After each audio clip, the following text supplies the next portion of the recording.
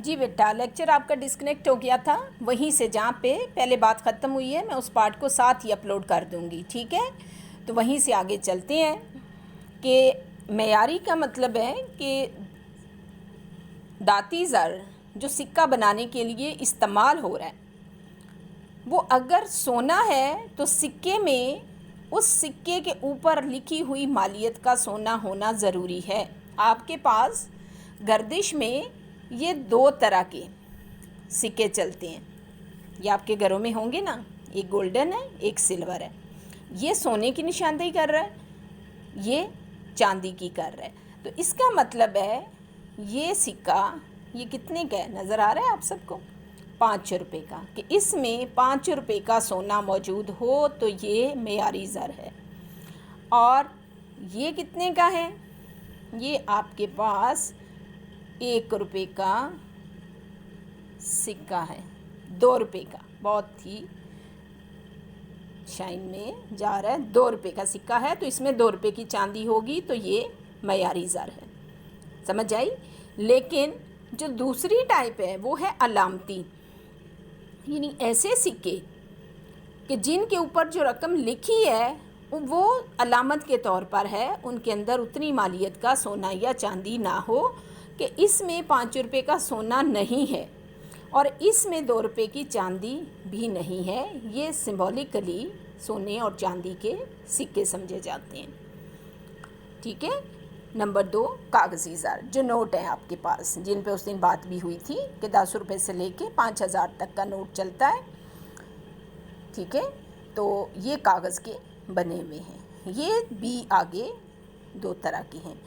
بدل پذیر ایسے نوٹ کہ جن کو اگر کوئی شخص چاہے کہ ان کے بدلے میں بینک اسے سونا چاندی دے دے تو بینک ان نوٹوں کو بدلنے کا پابند ہوتا ہے۔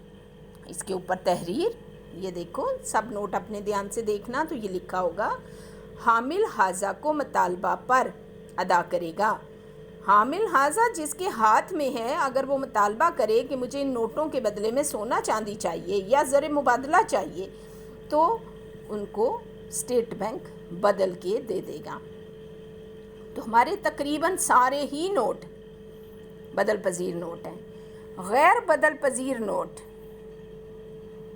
یہ کون سے ہیں؟ جن کو حکومت جاری تو کرتی ہے لیکن انہیں سکوں یا سونے چاندی میں نہیں بدلا جا سکتا، وہ جس شکل میں ہیں اسی شکل میں رہیں گے۔ ہمارے پاس پاکستان میں 1 روپے کا نوٹ جاری ہوا کرتا تھا، اب نہیں ہے، پرانے زمانے میں تھا، اور پھر 5 روپے کا نوٹ بھی ہوتا تھا، تو ان کے بدلے میں سونا چاندی نہیں ملتا تھا، تو یہ غیر بدل پذیر زر ہوتے ہیں۔ قانونی زر جس کو قانونی حیثیت حاصل ہو، یہ بھی 2 اس نے لکھے، محدود زر قانونی، یعنی ایسا زر جس میں مالیت کی کوئی پابندی نہ ہو، اور محدود جس میں پابندی ہو اور لامحدود جس میں کوئی پابندی نہ ہو کہ کتنا ہونا چاہیے۔ پاکستان میں عام طور پر کہتے ہیں کہ 50 پیسے سے لے کر 5 روپے تک کے سکے، ہر قسم کے نوٹ غیر محدود قانونی زر ہیں۔ لیکن اگر آپ پریکٹیکل لائف میں جاؤ تو سکوں کی شکل میں لوگ 20 روپے تک ادائیگیاں آرام سے لے لیتے ہیں، ان سے انکار نہیں ہو سکتا۔ یہ دیکھو 20 روپے تک کی ادائیگی محدود زر قانونی ہے۔ قانوناً تو کتنے مرضی ایک تھیلا بھر کے لے جاؤ تو کوائنز بینک کو لینا ہوتے ہیں، لیکن عام طور پہ یہ لین دین میں نہیں چلتے۔ لین دین میں آپ کے پاس 10 روپے کے نوٹ سے لے کے آنورڈ لامحدود زر قانونی آ جاتا ہے۔ قریبی زر جو ایگزیکٹ زر تو نہیں ہے، یا 2 قسمیں اعتباری زر کی طرف چل پڑی ہیں، یہاں تک یہ سارا داتی زر کوائنز اور کرنسی نوٹ تھے۔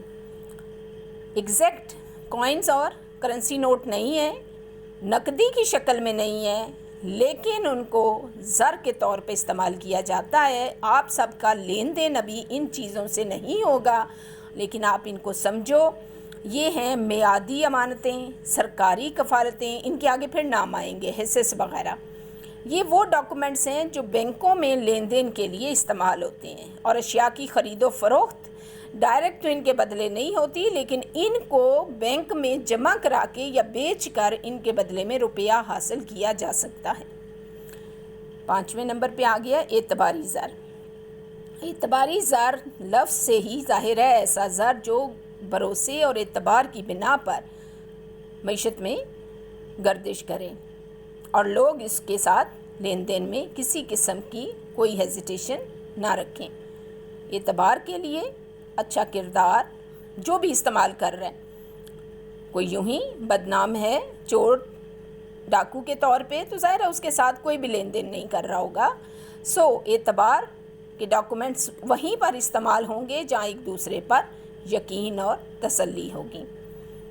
یہ آگے پھر آئے گا، یہاں بھی اس نے لکھ دیا ہے کہ 2 طرح کا ہوتا ہے یہ، زبانی ایک دوسرے پہ اعتبار کر لیتے ہیں، گلی محلے کی دکان پہ آپ لین دین کر لیتے ہیں اور وہاں پہ آپ کہتے ہیں آج نہیں تو کل میں آپ کے پیسے واپس کر دوں گا۔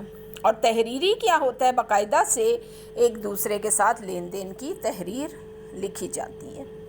تو یہ اعتباری زر ہے جس کی پوری آگے تفصیل ہے۔ شروع میں نے آپ کو بتایا تھا کہ اس کی 2 قسمیں ہیں، روایتی اعتباری زر اور جدید اعتباری زر۔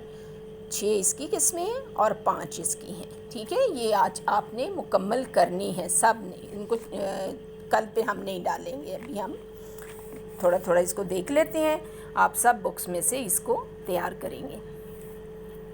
روایتی مطلب جب سے اعتباری زر شروع ہوا ہے، شروع دن سے سادہ سی شکلوں کے ساتھ یہ تمام ڈاکومنٹس جن کو آلات اعتبار کہیں گے، آلات زر اعتبار، instruments of credit money, credit card لفظ سنا ہوا ہے نا، وہ بھی اسی سے نکلا ہے۔ سب سے پہلا کتابی حساب، گلی محلے میں جو دکاندار ہوتا ہے اس کے پاس ایک کتاب ہوتی ہے جس میں وہ روزمرہ آنے والوں کا حساب لکھتا ہے اور لوگ اس کے ساتھ ہفتے کا، مہینے کا حساب رکھتے ہیں۔ پرومسری نوٹ، یہ نمبر 2 پہ آ جاتا ہے کہ یہ کتاب سے ہٹ کے تھوڑا ڈیٹیل میں کوئی یا ایسی چیز لے لی ہے جو فوری ادائیگی نہیں ہے، مہینوں بعد، سال بعد اس کی ادائیگی ہے، تو وہ ایک ریٹن فارم میں چیز آ جاتی ہے، تحریر لکھ دی جاتی ہے کہ کس نے کتنی مالیت کا سامان یا چیز کسی سے خریدی، تو یہ اس طرح سے لکھا جاتا ہے۔ اوپر اس کے ہیڈنگ ہوتی ہے پرومسری نوٹ کی، اور اس کے اوپر یہ کوئی قانونی چیز نہیں ہے، یہ آپس میں اعتبار اور محبت سے چلتا ہے، یہ قانونی بن جاتا ہے۔ 2 جاننے والے بھی لوگ ایک دوسرے سے کر لیں گے، مال خریدیں گے اور اتنے عرصے بعد کی ادائیگی کا وعدہ کر لیں گے۔ تیسرے نمبر پہ آتا ہے، اس کو کہتے ہیں ہنڈی۔ یہ تمام لفظ آپ نے فرسٹ ایئر کی بک میں پڑھے ہوئے، وہاں پر بھی یہ آئے تھے جب آپ نے عاملین پیدائش کا چیپٹر سرمایہ پڑھا تھا۔ ہنڈی، بل آف ایکسچینج، آسانی سے بات سمجھ آ جاتی ہے، جو ایکسچینج میں استعمال ہوتا ہے، قانونی ڈاکومنٹ ہے۔ کیسی ہوگا؟ نقد ادائیگی اس میں نہیں ہوتی، اس میں خریدار کے نام ایک حکم نامہ لکھا جاتا ہے، یعنی مال فروخت کرنے والا، اس نے پیسے لینے ہیں نا، وہ خریدار کے نام لکھے گا کہ اس شخص نے اتنے کا مال اتنے عرصے کے لیے مجھ سے لیا ہے، تو وہ رقم اتنے ٹائم کے بعد ادا کر دے گا، اور اس کے اوپر باقاعدہ سے سٹیمپ لگتی ہے، رسیدی ٹکٹ جس کو کہا جاتا ہے وہ لگتے ہیں، اور اس کی بھی آگے پھر قسمیں۔ درشن سے، دیکھنے سے، درشنی ہنڈی، مدتی ہنڈی، یعنی یوں ہی دیکھا رقم ادا کر دی، کوئی پابندی نہیں ہے کہ 6 مہینے، سال، فلاں تاریخ، فلاں مہینہ۔ مدتی، جس کے اوپر باقاعدہ مدت لکھی جاتی ہے، ٹھیک ہے۔ یہ ڈسکاؤنٹ میں آپ کو سارا اکٹھا بتاتی ہوں کہ یہ کیا لکھا ہوا ہے۔ بدیشی، دوسرے ملک کی، دیشی، اپنے ملک میں استعمال ہونے والی، ایک ہی ملک کے تاجر ہیں وہ ایک دوسرے سے لین دین کر رہے ہیں، اور یہ غیر ملک کے تاجر ہیں جو ایک دوسرے سے لین دین کر رہے ہیں۔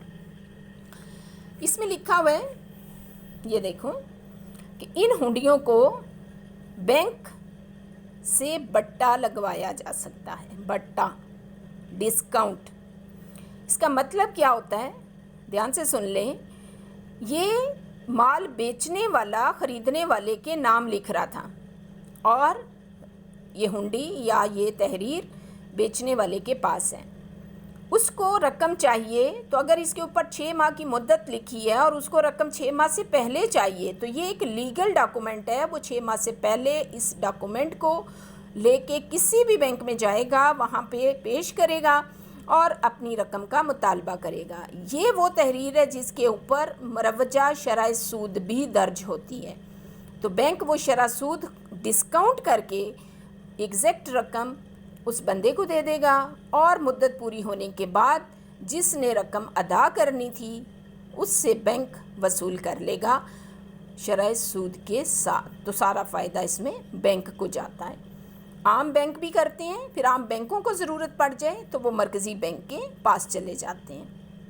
ٹھیک ہے, میں پہلے پارٹ کا یہاں پہ اینڈ کر رہی ہوں, پھر دوبارہ سے اس کو سٹارٹ کرتے ہیں.